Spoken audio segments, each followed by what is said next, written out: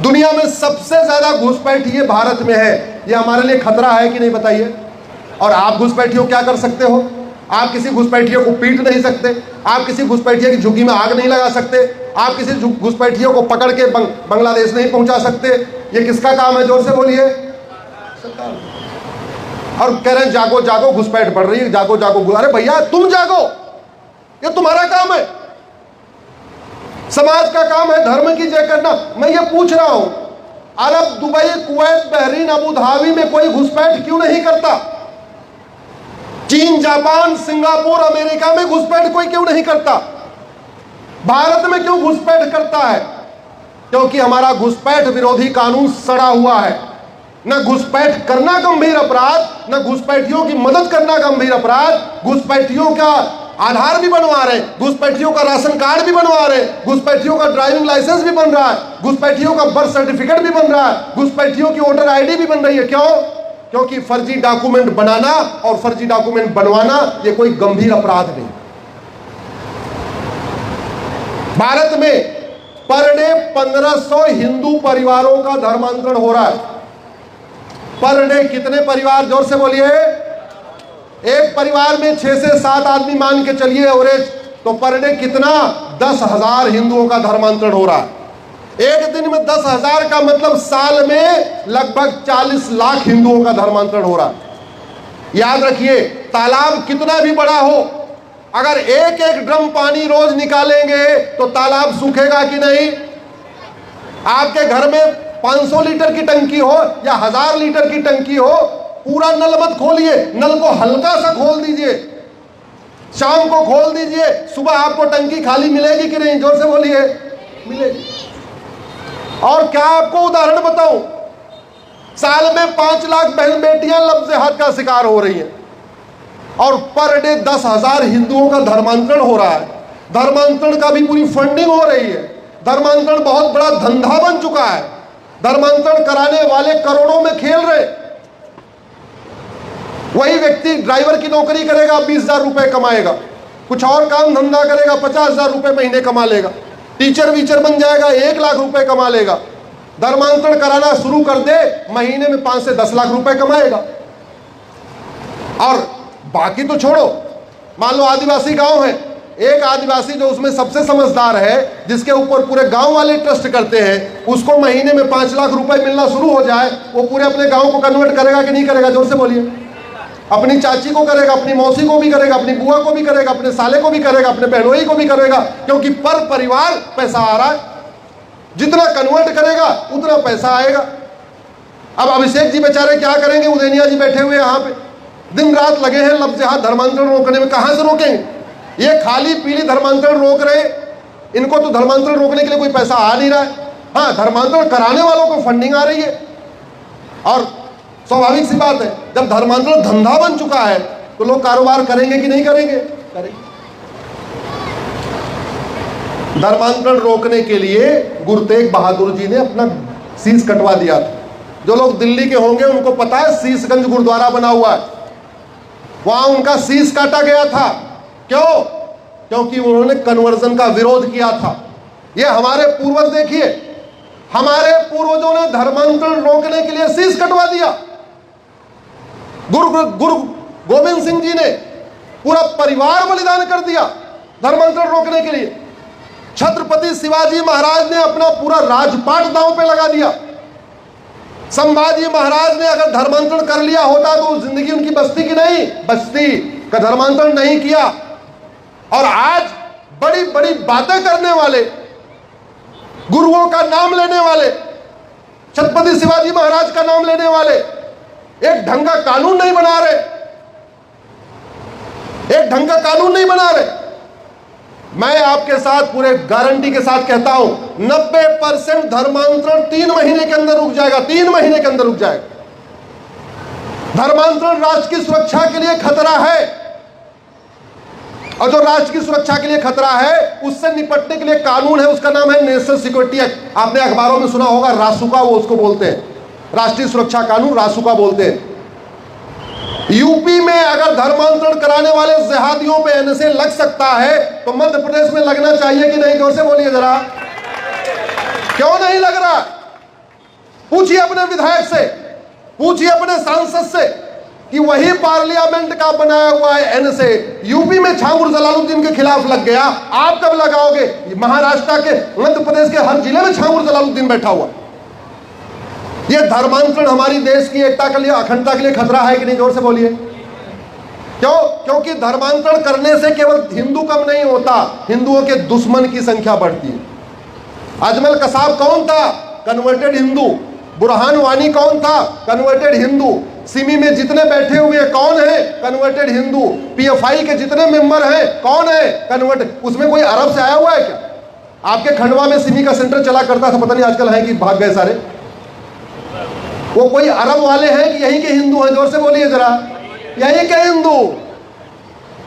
हमें खतरा कन्वर्जन से है, हमें खतरा कन्वर्टेड हिंदुओं से है, हमें खतरा अरब, दुबई, कुवैत, बहरीन वालों से नहीं है। इसका बल्कि उल्टा है। भारत में लव जिहाद हो रहा है, दुबई में लव जिहाद नहीं हो रहा है। भारत में धर्मांतरण हो रहा है, दुबई में धर्मांतरण नहीं हो रहा है। भारत में घुसपैठ हो रही है, दुबई में घुसपैठ नहीं हो रही है। बहुत सारे भारत के लोग तो दुबई पलायन कर रहे हैं। कलकत्ता के लोग, बाकी मैं दिल्ली के लोगों को देख रहा हूं, दुबई शिफ्ट हो रहे हैं। क्यों करें? दुबई सुरक्षित है। आप सोचिए, भारत सुरक्षित नहीं है, दुबई सुरक्षित है। हमें खतरा कन्वर्टेड हिंदुओं से है। मुंबई में बम ब्लास्ट किसने किया था? जोर से बोलिए। कन्वर्टेड हिंदुओं ने। शब्द यूज करिए, बार बार इसको यूज करिए। मुंबई बम ब्लास्ट किसने किया? दिल्ली में बम ब्लास्ट किसने किया? भोपाल में बम ब्लास्ट किसने किया? पटना में बम ब्लास्ट किसने किया? आपके खंडवा में बम ब्लास्ट किसने किया? अरे भैया, हमें कन्वर्टेड हिंदुओं से खतरा, इसलिए कन्वर्जन को रोकना जरूरी है। इसको इसीलिए इसको देश की एकता अखंडता के लिए खतरा डिक्लेयर करना चाहिए। और जो देश के लिए एकता अखंडता के लिए खतरा हो, उससे निपटने के लिए कानून है, उसको कहते हैं यूएपीए। अगर उत्तर प्रदेश में बाबा जी धर्मांतरण कराने वाले जिहादियों पे यूएपीए लगा सकते हैं, तो आपके मध्य प्रदेश में लगना चाहिए कि नहीं? धर्मांतरण से बड़ा कोई देशद्रोह है क्या? जो वसुधैव कुटुंबकम को मानते हैं, नारी तू नारायणी को मानते हैं, उनको ऐसे विदेशी पंथ में कन्वर्ट कर देना जहां इक्वलिटी, जस्टिस, लिबर्टी, फ्रेटर्निटी का कॉन्सेप्ट ही नहीं है, इससे बड़ा देशद्रोह क्या होगा? यूपी में धर्मांतरण कराने वाले मिशनरियों, जिहादियों पे देशद्रोह की धारा लग रही है, आपके एमपी में नहीं लग रही है। धर्मांतरण अपने आप में इनडायरेक्ट वॉर है। मुगल यहां धर्मांतरण कराने आए थे, अंग्रेज यहां धर्मांतरण कराने आए थे, आज भी धर्मांतरण हो रहा है। यह इनडायरेक्ट वॉर है। भारत की डेमोग्राफी बदलने का प्लान है और वेजिंग वॉर के लिए बीएनएस में प्रावधान है। संविधान भी कहता है जो भारत के खिलाफ अप्रत्यक्ष युद्ध करे उसका मुंह तोड़ दो, उसकी टांग तोड़ दो, जो तोड़ना है तोड़ दो। वेजिंग वॉर की धारा नहीं लग रही है। धर्मांतरण एक संगठित अपराध है, एक व्यक्ति नहीं करता, पूरी चेन होती है। अगर यूपी में गैंगस्टर लग सकता है तो आपके यहां क्यों नहीं लग सकता? मैं आज बहुत सारे लोग पूछते हैं युवा कि मैं क्या करूं, तो मैं आपको बता रहा हूं। पहला काम करिए, 5000 फेसबुक फ्रेंड बनाइए। दूसरा काम करिए, सप्ताह में एक दिन सांसद को मिलिए, एक बार विधायक से मिलिए, सांसद विधायक को पकड़ पकड़ के कहिए। और एक मैं आपको कह रहा हूं, लव जिहाद भी रुक जाएगा, धर्मांतरण भी रुक जाएगा। केवल कानून की 5 धारा अपने यहां लगवाइए। धर्मांतरण करा, लव जिहाद और धर्मांतरण कराने वालों पे एनसे लगवाइए, उनके खिलाफ यूएपीए लगवाइए, उनके खिलाफ वेजिंग वॉर लगवाइए, उनके खिलाफ देशद्रोह की धारा लगवाइए, उनके खिलाफ गैंगस्टर लगवाइए। उनकी जिस दिन लव जिहादियों की और धर्मांतरण कराने वालों की 100% प्रॉपर्टी जब्त होना शुरू हो जाएगी, इनकी नागरिकता खत्म होना शुरू हो जाएगी, इनको साल भर के अंदर आजीवन कारावास, फांसी मिलना शुरू हो जाएगा। गारंटी के साथ कहता हूं, लव जिहाद भी रुक जाएगा, धर्मांतरण भी रुक जाएगा। केवल मैं अपने बेटियों को समझाना है, परिवार को समझाना है, संस्कृति को बढ़ाना है, लेकिन एक बात याद रखिए, गाय को रोटी खिलाने से गाय नहीं बचेगी। जितना जरूरी है महाराज जी गाय को रोटी खिलाना, उतना ही जरूरी है गौ तस्कर को जेल में डालना। नहीं तो आप साल भर गौ सेवा करोगे, साल भर गाय को रोटी खिलाओगे, एक दिन आएगा गाय को खाने वाला आपकी गाय लेके खा जाएगा। अभी बांग्लादेश में मेरे पास फोन आया, एक अच्छी गौशाला चलाते थे, 125 गायें थी, रोते हुए बता रहे थे कि मैं 10 साल से गौशाला चला रहा था, आए, एक दिन रात को आए, हमारी पूरी सारी गाय लेके चले गए। और मैं फिर से कह रहा हूं, अफगानिस्तान में गौशाला चल रही है क्या? जोर से बोलिए। पाकिस्तान में गौशाला चल रही है क्या? बांग्लादेश में गौशाला चल रही है क्या? मालदीव में गौशाला चल रही है क्या? कश्मीर में गौशाला चल रही है, नागालैंड में चल रही है, मिजोरम में चल रही है, मेघालय में चल रही है, नागालैंड में चल रही है, लक्षद्वीप में चल रही है, करगिल में चल रही नहीं। गौशाला वहीं चलेगी जहां हिंदू होगा। तो हिंदू बचेगा तभी तो गौशाला चलाएगा। हिंदू तो बच ही नहीं रहा। 1000 बेटियां पर डे लफ्जहात का शिकार, साल में 5 लाख बहन बेटियां गायब।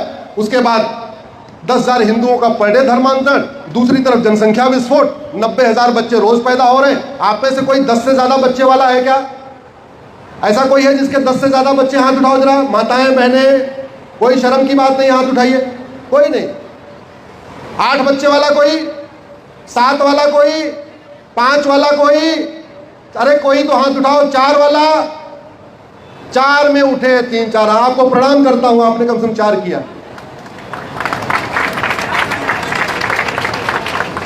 पूरी ताकत, देखो ये जागृत लोग हैं तब 4 किए हैं। अरे भैया ऐसे बात नहीं बनेगी। आपको हम दो हमारे दो लागू करना ही पड़ेगा। भारत को बचाना है, भारत की संस्कृति को बचाना है। चंद्रशेखर आजाद का सपना साकार करना है, गुरु गोलवलकर जी का सपना साकार करना है, बाबा साहब अम्बेडकर का सपना साकार करना है, डॉक्टर हेडगेवार जी का सपना साकार करना है, वीर सावरकर जी का सपना साकार करना है। तो हम दो हमारे दो सबके दो, इसको लागू करना ही पड़ेगा। इसके बिना काम नहीं चलेगा। और कुछ लोग कहते नहीं कुछ मानेंगे नहीं, अरे खूब मानेंगे। सीधे इसको नागरिकता से जोड़ना पड़ेगा। जो हम दो हमारे दो मानेगा वो भारत का नागरिक, जो नहीं मानेगा वो भारत का नागरिक नहीं। मानेंगे कि नहीं मानेंगे? सब मानेंगे। भय बिन होय सठे साठ्यम। मुझे लगता है समय पूरा हो गया है। आप लोग बहुत देर से बैठी हुई हैं, लेकिन एक विषय में जाते जाते और टच कर देता हूं। अपने सोशल मीडिया पे लिखिए, एक भी अंग्रेजी कानून छूटा तो सुरक्षा चक्र टूटा। कांग्रेस कितनी घटिया है, उसकी सोच कितनी सनातन विरोधी है, कितना उसके दिमाग में हिंदुओं के प्रति जहर भरा हुआ है, वो अभी आपने मालेगांव के फैसले के बाद देख लिया होगा, सुन लिया होगा ना।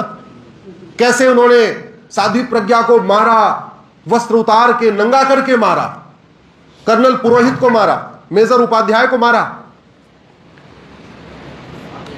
कर्नल पुरोहित अगर सेना में होते तो आज की डेट में ब्रिगेडियर होते। मेजर रमेश उपाध्याय अगर कंटिन्यू सेना में रहे होते, उनके ऊपर मालेगांव में नहीं फंसाया होता, तो आज की डेट में लेफ्टिनेंट जनरल होते हो। 17 साल उनका कैरियर तबाह कर दिया, भगवा आतंकवाद की थ्योरी गढ़ दिया। और हम इस बात से खुश हो रहे हैं कि देखो जी भगवा आतंकवाद झूठा साबित हो गया। अरे हिंदू आतंकवादी होता ही नहीं है, भगवा आतंकवाद होता ही नहीं है। तो अगर हमारे दाग धुल गए तो ये खुश होने की बात है क्या? जोर से बोलिए जरा। अरे ये समय है प्रतिशोध लेने का। ये समय है जिन लोगों ने भगवा आतंकवाद की थ्योरी दिया, उनकी 100% प्रॉपर्टी जब्त करके उनके ऊपर देशद्रोह की धारा लगा के उनको जेल में डालेगा। फिर दोबारा कोई भगवा आतंकवाद की थ्योरी न गढ़े, वो तब होगा जिन लोगों ने थ्योरी गढ़ा जब वो जेल में सड़ेंगे। फिर कोई साध्वी प्रज्ञा का अपमान नहीं करेगा, फिर किसी साध्वी को नहीं फंसाएगा, फिर किसी कर्नल को नहीं फंसाएगा, फिर किसी मेजर को नहीं फंसाएगा। वो तब होगा जब जितने पुलिस अधिकारी थे जिन्होंने ये काम किया और जिसके इशारे पे काम किया, वो सारे जेल में सड़ेंगे। मैं इससे संतुष्ट नहीं हूं कि हमारा भगवा आतंकवाद की थ्योरी झूठी हो गई ना। वो 17 साल कौन देगा साध्वी प्रज्ञा का? वो 17 साल कर्नल पुरोहित, मेजर उपाध्याय का कौन देगा? ऐसे लोगों को दंड मिलना चाहिए कि नहीं मिलना चाहिए, जिन्होंने अपने राजनीतिक मिलना चाहिए कि नहीं? ये लिखना शुरू करिए, ये लिखना शुरू करिए, तब जाके बदलेगा व्यवस्था। जैसे अंग्रेजों ने देश को बर्बाद करने के लिए 2000 से ज्यादा कानून बनाए, ऐसे कांग्रेस ने भारत को बर्बाद करने के लिए 50 से ज्यादा घटिया कानून बनाए। उन 50 से घटिया कानूनों में से 25 को मैं अब तक सुप्रीम कोर्ट, हाई कोर्ट में चैलेंज कर चुका हूं। ये वक्फ एक्ट जो बदला गया है ना, अभी अब बदला हुआ ना वक्फ एक्ट में, 5 साल पहले तक इस कानून इतना घटिया लोगों को पता ही नहीं था। सही बता रहा, पता था आप लोगों को कि कितना घटिया कानून है? फिर हमने इसको कोर्ट में चैलेंज किया, फिर चर्चा शुरू हुई, मीडिया डिबेट शुरू हुई, फिर सरकार ने उसको किया। वक्फ एक्ट जैसे कांग्रेस ने 50 कानून बनाए हैं, और कितना घटिया कानून। 1913 में पहला वक्फ एक्ट बना और वो चला 1953 तक। उस 50 साल में वक्फ बोर्ड की जमीन हुई 50,000 एकड़। 1954 में नेहरू ने कानून बनाया जो अभी 2025 में अभी चला है अभी तक। हालांकि वो नेहरू के बाद उसको इंदिरा ने बदला, उसके बाद राजीव गांधी ने बदला, फिर मनमोहन सिंह ने उसको बदला, फिर नरसिम्हा राव ने बदला, फिर मनमोहन सिंह ने बदला। जिन्ना ने जो 1913 में कानून बनवाया था अंग्रेजों से बात करके, उस कानून के जरिए भारत में वक्फ बोर्ड की प्रॉपर्टी हुई 50,000 एकड़। और कांग्रेस ने जो कानून बनाया उसके जरिए भारत में वक्फ बोर्ड की प्रॉपर्टी हुई 40 लाख एकड़। जिन्ना वाले कानून से कितनी हुई, जोर से बोलिए जरा। और नेहरू वाले कानून से 80 गुना बढ़ गई। अब ये बताओ, भारत के लिए जिन्ना ज्यादा खतरनाक या नेहरू ज्यादा खतरनाक? जोर से बोलिए जरा। भारत के लिए वो जमातें ज्यादा खतरनाक या कांग्रेस ज्यादा खतरनाक? अब जब कांग्रेस इतनी खतरनाक है तो कांग्रेस की निंदा करने से कुछ नहीं होने वाला है। कांग्रेस को बस उसका पोल खोल करने से कुछ नहीं होगा। भारत को बर्बाद करने के लिए जो कांग्रेस ने कानून बनाए हैं, जब उन कानूनों को जड़ से खत्म कर देंगे तब जाके भारत सुरक्षित होगा। अभी आपने सुना होगा ना वो छांगुर जलालुद्दीन का केस, अखबारों में सुना कि नहीं सुना?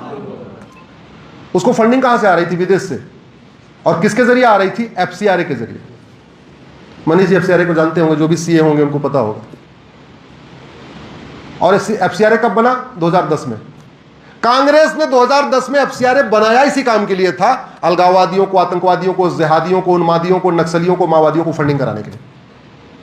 और जितनी विदेश से फंडिंग आती है उसका 90% जो फंडिंग है वो इसी काम में जा रही है। लफ्ज़ जिहाद की फंडिंग हो रही है, लैंड जिहाद की फंडिंग हो रही है, धर्मांतरण की फंडिंग हो रही है, घुसपैठियों की फंडिंग हो रही है, और बाकी तो छोड़ो, बच्चा पैदा करने की फंडिंग हो रही है।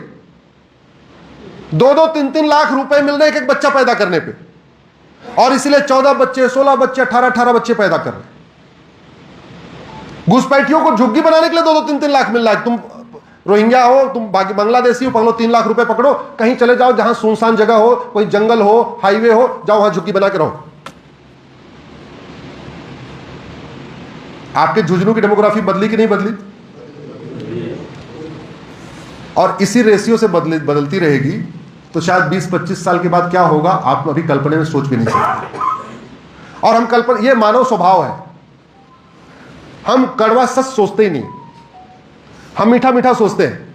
जैसे मुझे पता है मेरे पिताजी जाएंगे, नहीं रहेंगे इस दुनिया में, सबको पता है। हम लोग सोचते हैं क्या? नहीं। हमें पता है हम भी मरेंगे, हम सोचते हैं क्या? नहीं। हमारी पत्नी भी जाएगी, हम सोचते हैं क्या? नहीं। ये मानव स्वभाव है कि जो भयभीत करने वाली चीजें होती हैं वो भले सत्य हो, हम उसको सोचते ही नहीं। मैं आपको कह रहा हूं, अगर लफ्ज़ जिहाद, लैंड जिहाद नहीं रुका, धर्मांतरण के लिए कानून नहीं बना, घुसपैठियों को नहीं निकाला गया, जनसंख्या विस्फोट नहीं रोका गया, तो शायद आप जो झुंझुनू के बारे में कल्पना नहीं कर रहे हैं वो होगा, 100% होगा। जो आप फतेहपुर के बारे में कल्पना नहीं कर रहे वो होगा, और बाकी तो छोड़ो, जो भारत के बारे में नहीं सोच रहे वो भी होगा। अपने सांसद विधायक से मिलकर कहिए कि भारत में 5 लाख बेटियां हर साल गायब हो रही हैं। कितनी बेटियां गायब हो रही हैं? 5 लाख में से 4 लाख लफ्ज़ जिहाद का शिकार हो रही हैं। 4 लाख लफ्ज़ जिहाद का शिकार हो रही हैं, यानी पर डे 1000 बेटियां लफ्ज़ जिहाद का शिकार हो रही हैं। और हमें जो सबसे बड़ा खतरा किससे है? जोर से बोलिए जरा, किससे है? किससे खतरा है? हाँ। कन्हैया को जिसने मारा वो कौन था? जोर से बताइए ना। कन्वर्टेड हिंदू था। मुस्लिम तो अरब दुबई में रहते हैं, कुवैत में रहते हैं। यहां भारत में जो भी है वो कौन है? वो अफजल गुरु कौन था? कन्वर्टेड। जोर से बताइए, कन्वर्टेड हिंदू। बुरहान वानी कौन था? कन्वर्टेड हिंदू। कल जो रईस खान ने भगवती को मारा वो कौन है? आपके फतेहपुर में जितने रहते हैं ये कौन है? आपके जो झुंझुनू में रहते हैं ये कौन है? भारत में दो ही कैटेगरी के लोग रहते हैं, या तो हिंदू या तो कन्वर्टेड हिंदू, तीसरी कैटेगरी नहीं है। दो ही कैटेगरी है, या तो हिंदू, जोर से बोलिए, या तो कन्वर्टेड हिंदू। 15वीं शताब्दी में भारत में 100% हिंदू थे। 15वीं शताब्दी में पाकिस्तान, अफगानिस्तान, बांग्लादेश, मालदीव, इंडोनेशिया, मलेशिया में 100% हिंदू थे। आप लोग कहीं घूमने गए होंगे, बाली, कोई गया कि नहीं गया आप में से? आप गए? हाँ। कितने मंदिर है वहां? 12,000 मंदिर।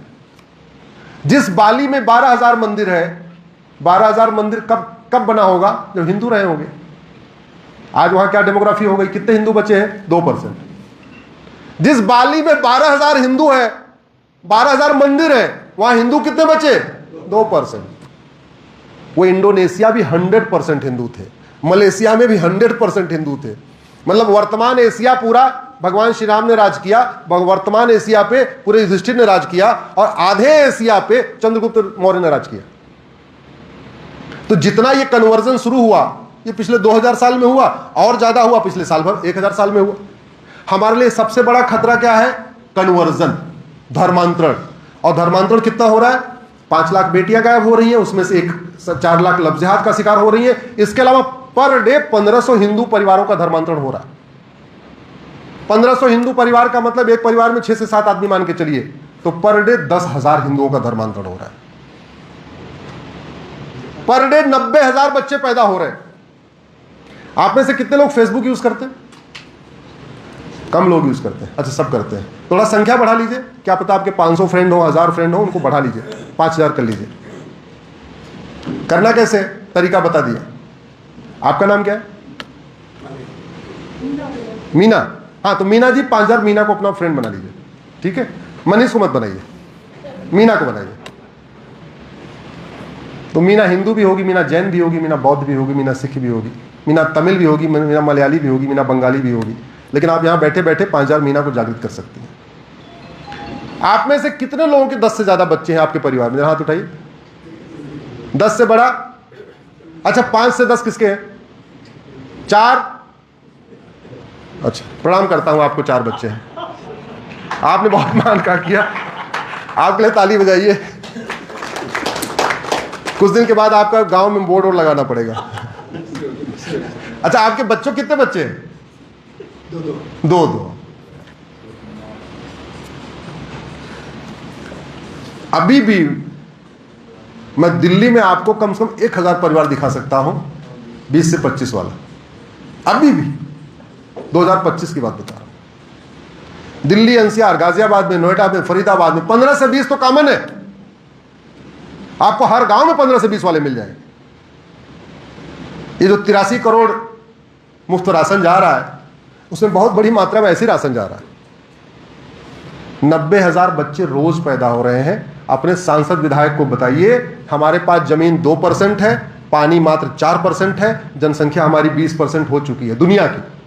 पानी हमारे पास दुनिया का नहीं, जमीन दुनिया की 2%, पानी दुनिया का 4%, और जनसंख्या दुनिया की 20%। और अभी स्पीड कम नहीं हुई है, कार्य प्रगति पे है।